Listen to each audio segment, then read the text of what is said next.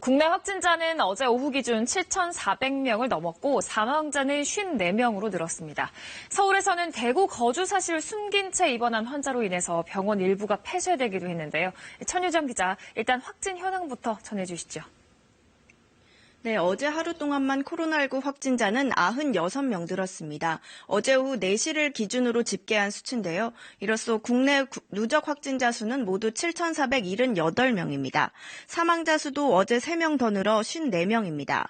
확진자 가운데 중증 이상인 환자는 65명입니다. 이 가운데 42명은 인공호흡기 등을 사용하는 위중한 상태입니다.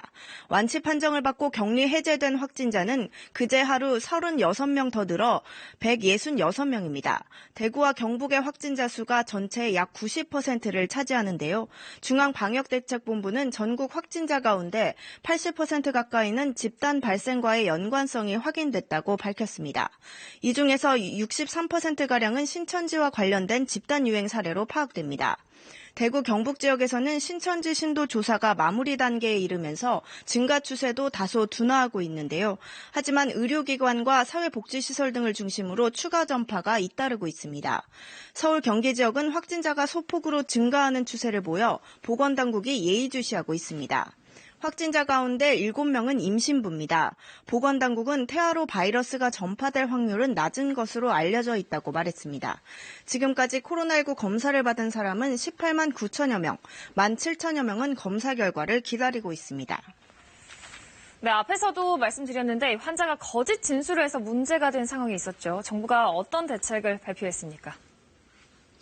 네, 그렇습니다. 대구에서 거주한 사실을 숨긴 채 입원한 환자로 인해 병원 일부가 폐쇄되기도 했는데요.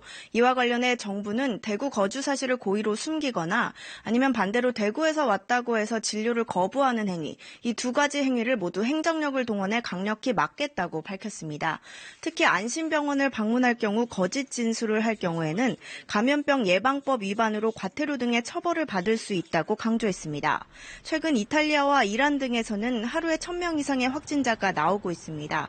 일본의 경우 적극적인 환자 발견이 미흡하고 역학관계 파악도 부족해 지역사회 확산이 우려된다고 정부는 판단하고 있는데요. 이에 따라 해외 추가 유입을 막기 위해 현재 시행하고 있는 특별 검역 절차를 더 강화하는 방안을 검토하겠다고 밝혔습니다. 경증 환자를 위한 생활치료센터도 12곳으로 늘었습니다. 특히 오늘 경북 경주에 있는 현대자동차 연수원이 문을 엽니다.